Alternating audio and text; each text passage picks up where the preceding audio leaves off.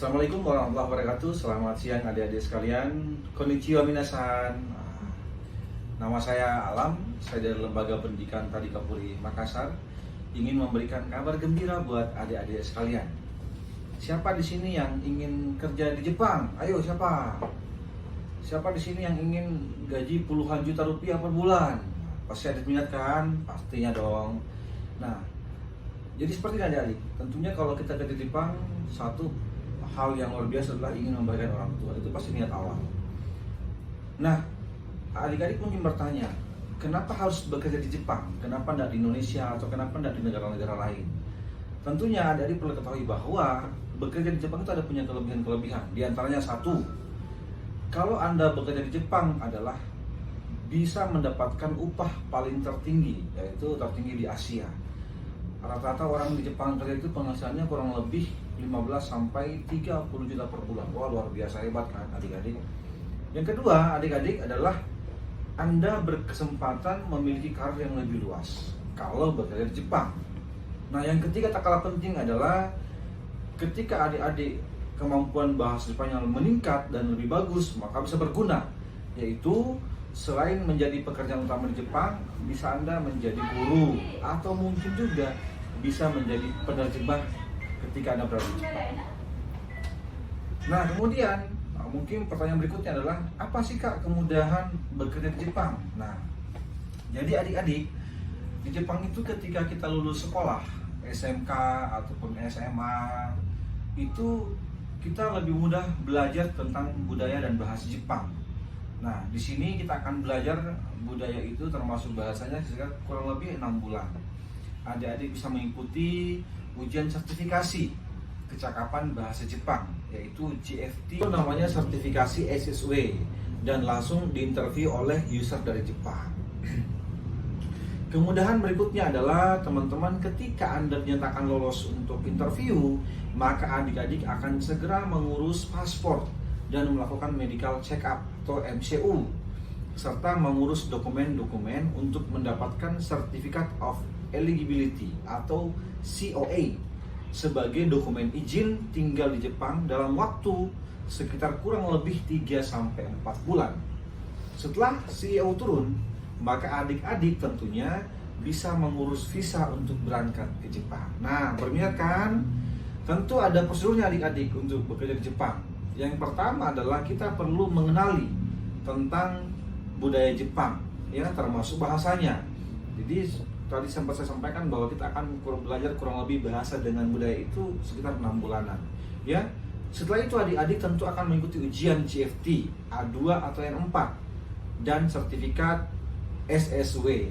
Nah, setelah itu ujian GFT atau A2 atau N4, adik-adik akan interview dengan user Jepang, ya. Setelah interview dengan user Jepang, ketika misalnya sudah interview lulus, ya, atau lolos diterima gitu ya, akan mengurus paspor dan melakukan MCU tadi, serta mengurus dokumen-dokumen untuk mendapatkan sertifikat COA atau Certificate of Eligibility. Nah, next ya, estimasi waktu yang dibutuhkan adik-adik dari belajar hingga berangkat ke Jepang itu kurang lebih membutuhkan waktu sekitar 9-10 bulan. Seperti itu. Nah, yang keempat adalah berapa sih Kak program atau biayanya untuk masuk ke program Jepang Tadika Puri Jaya? Nah, jadi seperti ini. Adik-adik hanya membutuhkan pelatihan, ya. Yaitu untuk pelatihan bahasa saja dengan budaya itu biayanya sekitar 6.300.000, ya. Dengan rincian Anda bisa mendaftarkan di kami, itu membayar sekitar Rp300.000, kemudian membayar pangkal 3 juta, dan juga pendidikan 3 juta. Anda sudah bisa mengikuti pelatihan bahasa dengan budaya Jepang, ya.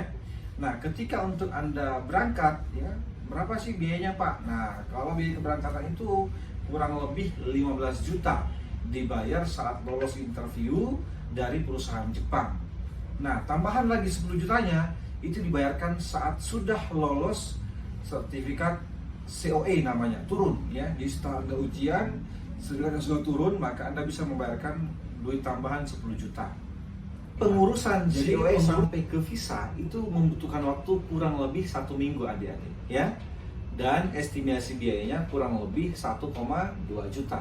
Artinya pengurusan biaya COE ini dengan visa tadi itu di luar dari biaya yang akan dibayarkan sebesar 25 juta. Bisa dipahami adik sekalian ya. Nah kemudian ketika Anda daftar di kami untuk mengikuti pelatihannya, itu sistem belajarnya online ya. Jadi Senin sampai Jumat akan belajar, itu perharinya kurang lebih 3 sampai 4 jam belajar setiap hari. Nah, selama kurang lebih 4 sampai 5 bulan. Dan SSW itu selama kurang lebih 1 bulan. Kemudian targetnya adalah adik-adik harus mampu lulus dalam kategori kecakapan bahasa Jepang atau GFT A2 atau N4 dan keterampilan SSW. Nah, setelah itu adik-adik akan mengikuti tes lagi. Jadi biaya tes GFT itu ada lagi, Pak.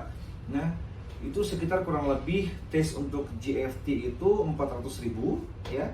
Untuk tes SSW itu kurang lebih 400 sampai 560.000 ya. Tergantung bidang yang dipilih adik-adik ya. Dan biayanya pun juga bayar sendiri ya, sama seperti yang tadi, pengurusan visa dengan COE sendiri. Jadi adik-adik setelah lulus ujian GFT dan SSW, adik-adik tentu akan mengikuti interview dengan user Jepang. Nah kemudian setelah lolos interview, maka saya bilang ulang di awal tadi bahwa Anda bisa membayar biaya sebesar 25 juta rupiah. Itu di luar biaya paspor, MCU atau medical check up, dan juga biaya BPJS.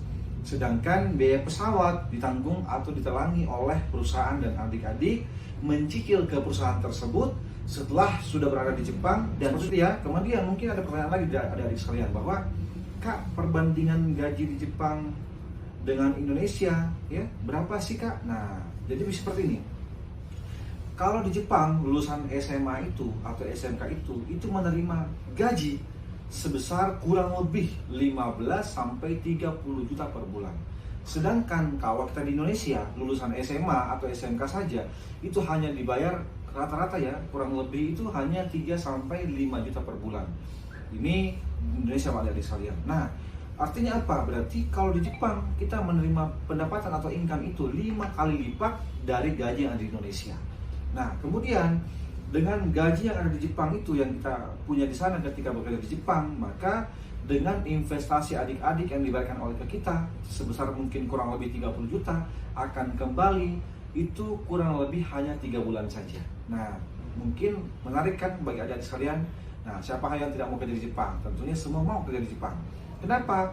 Ada hal yang paling penting bahwa ketika kerja di Jepang, kontrak itu minimal 5 tahun adik. Mungkin pertanyaan berikutnya, Pak, jenis-jenis pekerjaan di Jepang apa saja sih Pak? Nah, ada beberapa jenis. Mungkin kalau saya sebutkan bisa ada 10 ya.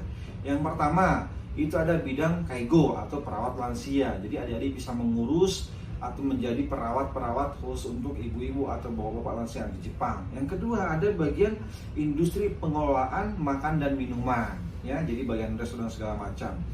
Yang ketiga, bidang restoran atau pelayanan makanan ya. Kemudian yang keempat adalah bidang pertanian dan peternakan. 5 itu ada namanya bidang perikanan, bagian aquaculture namanya ya.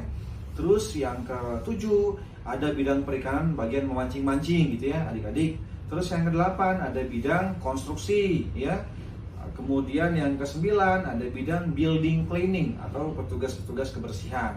Kemudian yang terakhir adalah bidang perhotelan. Berikutnya, mungkin ada pertanyaan lagi ya dari ayat semuanya. Kak, apa sih fasilitas yang diberikan ketika bekerja di Jepang? Jadi seperti ini. Ketika Anda kerja di Jepang, maka bisa mendapatkan apartemen atau sewa rumah, tapi menggunakan biaya sendiri.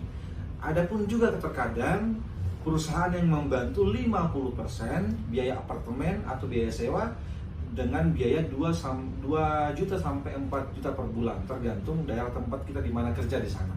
Jadi artinya di Jepang itu fleksibel ya. Kadang-kadang tempat tinggal bisa bayar sendiri, atau ada juga perusahaan yang membantu membiayai kita sebesar 50%. Berikutnya Kak, bagaimana kontrak kerja di Jepang? Jadi seperti yang tadi saya sampaikan di awal bahwa setelah kontrak kerja 5 tahun itu habis, maka bisa diperpanjang oleh perusahaan yang ada di Jepang. Ketika Anda masih dibutuhkan, maka ingat, kedisiplinan, ketepatan waktu, rajin, ya, dan jujur sangat dibutuhkan di sana.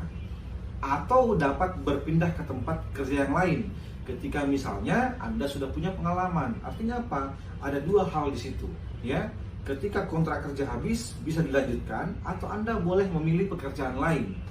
Tapi ingat, kita harus punya penuh skill dan pengalaman. Nah, berikutnya Pak, bagaimana sistem keamanan di Jepang? Tahu kan di Indonesia kan kadang-kadang kita kerja Pak masih belum aman. Nah, bagaimana di Jepang? Adik-adik perlu ingat, di Jepang itu ya penegakan hukum sangat diperhatikan. Ya, sekali lagi penegakan hukum sangat-sangat diperhatikan di sana. Ya, sehingga faktor keamanan dan dari pekerja kita di sana itu sangat-sangat terjamin. Jadi Bapak Ibu nggak usah ragu-ragu adik-adik ketika kerja di Jepang bagaimana keamanannya dan sebagainya. Jadi saya sampaikan tadi awal poin 1 sampai terakhir ini, saya sih berharap adik-adik sudah menyimak apa yang saya sampaikan. Jadi demikianlah apa yang disampaikan adik-adik sekalian, penjelasan kami dari saya khususnya ya. Mungkin sudah paham ya terkait dengan prospek kerja yang ada di Jepang. Untuk itu adik-adik saya berharap segera mendaftarkan diri karena kenapa? Kuota kami terbatas, sangat-sangat terbatas ya. Kalau Anda mendaftar bisa menghubungi WA yang tertera di bawah ini. Terima kasih adik, salam kenal, salam sukses unlimited untuk kita semuanya. Assalamualaikum warahmatullahi wabarakatuh.